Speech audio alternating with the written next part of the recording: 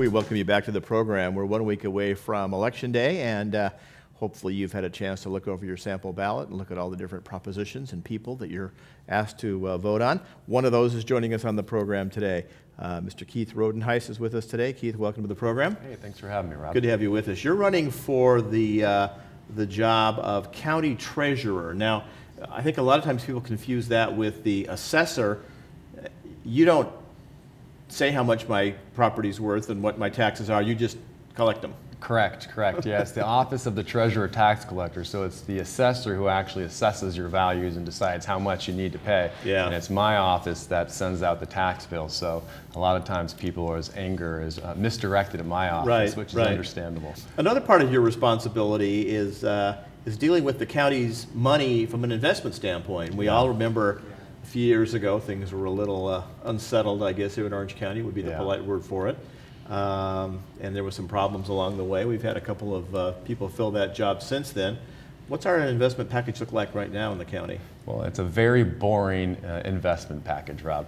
Over the last several years, we've really worked to make it a vanilla portfolio of investments. It's treasuries, it's agencies, and as a result of that hard work, we actually were the first county in the entire nation to receive Standard & Poor's highest rating of AAA on our investment portfolio. So that's a feather in our cap for some of the good work we're doing and keeping our investment portfolio very vanilla.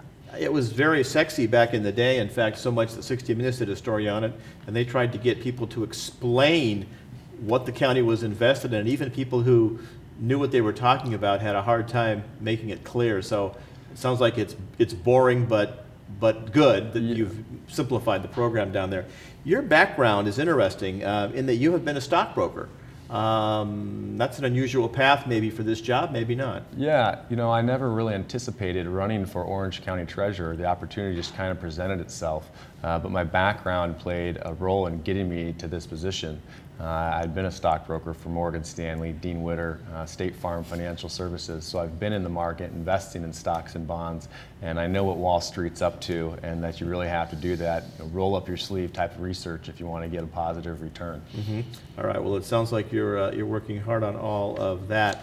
As you would look at this office, obviously you're in the deputy position right now, so you can't make all the decisions.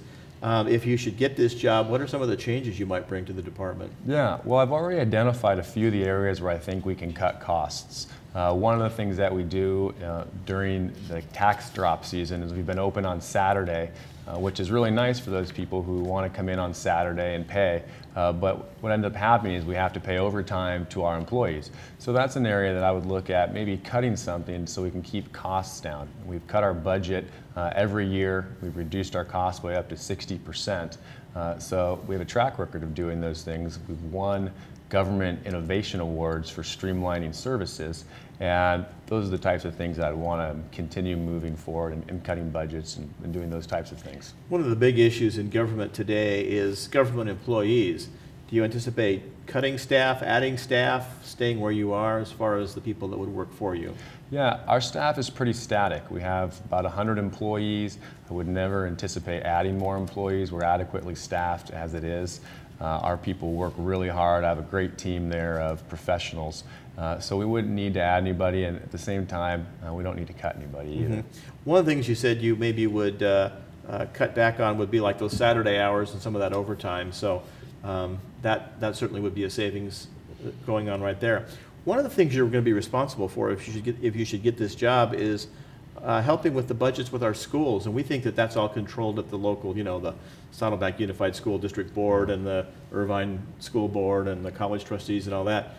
What's your involvement with the schools and their finances? Yeah, well, we're essentially the bank for the schools. So we're the checking account for the schools. So if the schools need money, they come to us. We help them with their finances, and if they're short, we can help them arrange a bond or some sort of loan out of our existing pool to help them stay afloat. We've been able to do that during these tough times. You know, the schools have been hamstrung by Sacramento.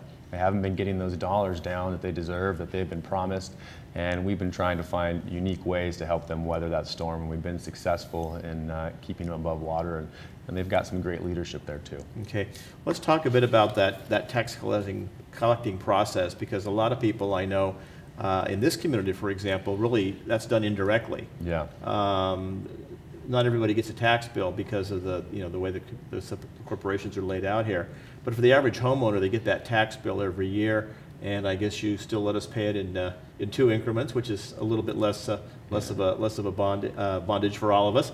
Any changes in that particular policy, going to a quarter system or changing that at all? That's by and large controlled by the Revenue and Taxation Code. I think taxes are too high. I wish I could do something about it, but unfortunately that's not in my purview. What we have been able to do, though, is make sure we're answering the phones a lot quicker. We answer phones in 6 seconds, so if people are calling in, they're getting a prompt answer. That's one of the areas we've really been able to focus. We do what we can within the guidelines that Sacramento provides. One of the things that I want to do, though, is for those who choose, I want to create a program where they can receive their bill electronically if that's what they would like. For every tax bill that we mail out, it costs 50 cents.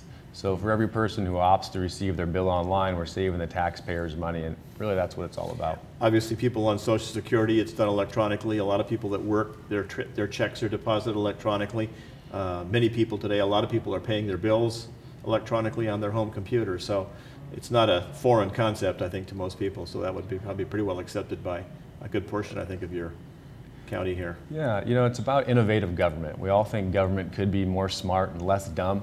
And those are the types of things that we're focusing on, is the common sense private sector things that you've been doing for a long time, that small businesses have been doing, and we all wonder why it's not done in government. And those are the types of things that my office has been focused on, just making government more smart. So sometimes asking the question, saying, "Can we do it this way?" You might get a yes. Absolutely. Very good. One of the things that's been an impact, obviously, is the fact that with the housing market taking a hit, homes are worth a lot less. We read articles in the paper every day about people with $800,000 homes and having to try and refinance them, dealing with the banks, and now I guess the foreclosures are going to start up again. But is that having an impact on the county's revenues, in that the homes are worth less and the assessor really can charge less, has to charge less? Yeah, it does have an impact. One of the primary income streams for the county and for the whole state is property taxes. So when housing values are plummeting, so are our tax rolls. They're also declining. We haven't seen it quite to the extent as we have in maybe Riverside and portions of the Inland Empire. We haven't been impacted nearly as significantly. But yeah, it definitely has an impact. And folks out there who own their homes should be asking to get their homes reassessed to make sure they're not paying too much taxes. Mm-hmm. Again, that's not your job. Not my job. Not my job. A different job that you'll see there to look about here in Orange County. Who do you respond to? Obviously the public, but what about the Board of Supervisors? Do you have a relationship, and what kind of activity between you and the board would go on? Yeah, no, I have a good, strong working relationship with the Board of Supervisors. As the Deputy Treasurer, I've been the #2 person in the office for the last almost 4 years. So one of my primary responsibilities was working with the Board of Supervisors, working with their staff. So I've been able to build a good rapport with them over the last 4 years. So that should be a nice, smooth transition. Since I'm already in the job, I'm already doing the work. We're hearing a lot today about government employees and government pensions. You have made a statement that I think was kind of shocking to us that heard it just a little while ago about a pension that could be coming your way. Yeah, I've decided not to take a pension, Rob.